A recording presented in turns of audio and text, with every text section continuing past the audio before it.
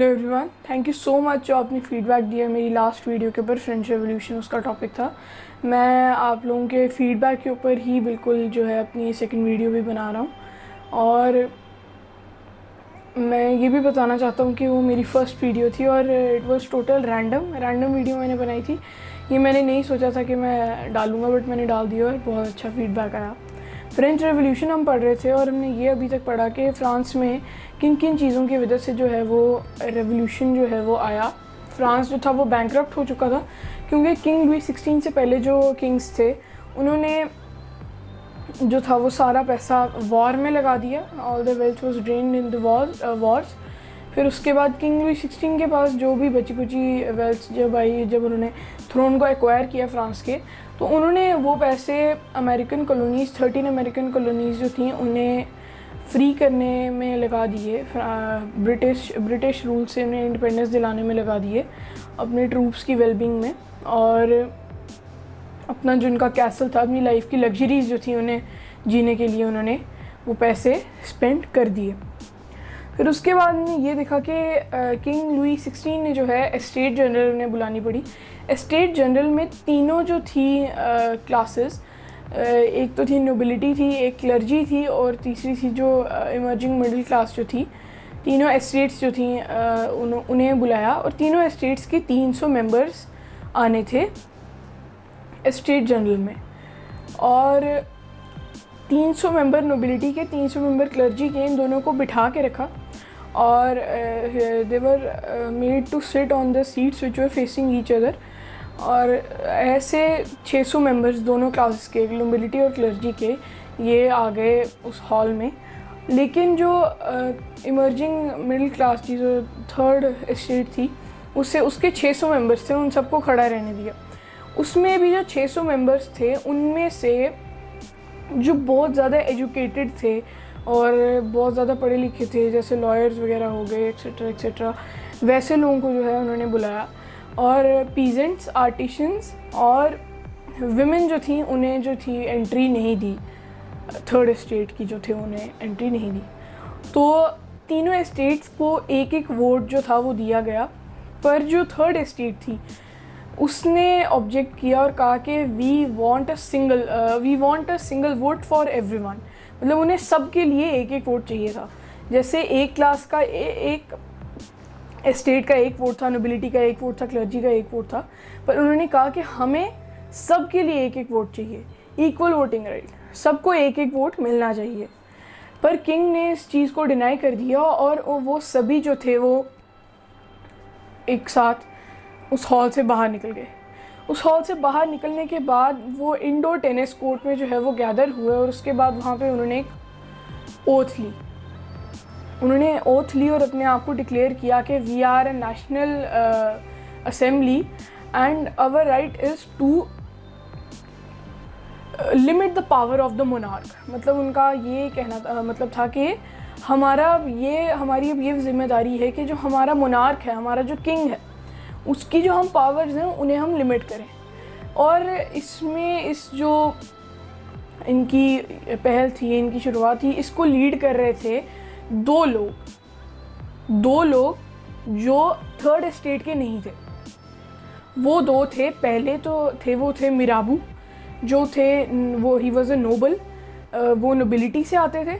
और सेकंड जो थे वो थे एबी सीएस, वो जो थे ही वॉज अ प्रीस्ट, वो सेकंड क्लास से आते थे, जो थी क्लर्जी। तो ऐसा नहीं था कि नोबिलिटी और क्लर्जी दोनों में लोग ऐसे ही थे जो अपने आप के लिए सोच रखते थे। कुछ ऐसे भी लोग थे जिनको लगता था कि ऐसा बुरा है, थर्ड एस्टेट के साथ बुरा हो रहा है। तभी जो थे नोबल्स में से भी और क्लर्जी जो थी इसमें से भी दो लोग आए और इन्हें लीड किया। इन्होंने अपना कॉन्स्टिट्यूशन बनाया, कॉन्स्टिट्यूशन फ्रेम कर रहे थे। और जब ये अपना कॉन्स्टिट्यूशन वहाँ फ्रेम कर रहे थे तब इन्हें नहीं पता था कि इनके ऊपर क्या मुसीबत आने वाली है। तभी पेरिस सिटी में जो था वो विंटर्स की वजह से जो क्रॉप्स थी वो बिल्कुल डैमेज हो चुकी थी। क्रॉप्स की डैमेज की वजह से जो बेकरीज थी उन्हें अपनी ब्रेड प्रोड्यूस करने में बहुत ज़्यादा प्रॉब्लम हो रही थी और इसीलिए उन्होंने प्राइसेस बहुत हाई रखी थी, टैक्सेस बहुत ज़्यादा उनके ऊपर लगा दिए थे उन्होंने। प्राइसेस हाई होने के वजह से सारी लेडीज़ वगैरह जो भी जाती थी वहाँ पे ब्रेड गैदर करने, उन सब ने जो है उधर बेकरीज़ के बाहर लड़ना शुरू कर दिया। तो बहुत सारे उसमें लोगों ने लड़ना शुरू कर दिया, लेडीज़ ने। इतनी देर में एक र्यूमर फैला कि the king has ordered his all of his troops to march towards the city of Paris and shoot everyone. मतलब ऐसे कि गोलियों की बरसात कर दें सिटी ऑफ पेरिस में लोगों के ऊपर, अपने सिटीजन्स के ऊपर, अपने ही लोगों के ऊपर। तो ऐसा र्यूमर फैल गया और लोग फ्यूरियस हो गए, बहुत ज़्यादा इधर उधर भागने शुरू हो गए, भाग दौड़ में लग गए कि अब हम अपने आप को बचाने के लिए क्या कर सकते हैं। उन सब ने अलग अलग मिलिशियाज फॉर्म कर लिए, अलग अलग ग्रुप्स जो थे वो फॉर्म कर लिए, और डिफरेंट बिल्डिंग्स में जो है आर्म्स की और वेपन्स की सर्च में जो है वो सारे चले गए। क्या मेन क्या विमेन कोई भी हो, वो सारे आर्म्स की सर्च के अंदर जो है वो चले गए, आर्म्स की सर्च के लिए। तो एक मिलिशिया जो था, एक ग्रुप जो था, वो the fortress of Bastille which stood for the despotic power of the king. Fortress of Bastille मतलब जो बहुत बड़ा महल जो था, वो बैस्टाइल का प्रिजन ऑफ बैस्टाइल भी था, जो उसके अंदर they broke into the fortress of Bastille, उसके अंदर वो घुस गए और उन्होंने वहाँ पे 7 प्रिजनर्स जो थे, टोटल थे ही वहाँ पे 7 प्रिजनर्स, उनको उन्होंने, कैदी जो थे जेल के, उन्हें फ्री कर दिया और वहाँ उन्हें जो है वेपन्स मिल गए। उन्हें जब वेपन्स मिले, उन्होंने सारे वेपन्स लिए और वहाँ का जो जनरल था, जनरल को उन्होंने मार दिया, जनरल को उन्होंने मार गिराया। और साथ में जो पूरा जो फोर्ट्रेस ऑफ बैस्टाइल था, उससे सारे इसीलिए उससे सारे हेट करते थे, मतलब नापसंद करते थे, क्योंकि वो किंग की पावर के लिए जो था, it stood for the power of the king. मतलब ऐसे दिखाते थे कि यार किंग के पास कितने वेपन्स हैं, कितना किंग के पास एम्यूनिशन है, कितने सोल्जर्स वहाँ पे गार्ड पे रहते हैं।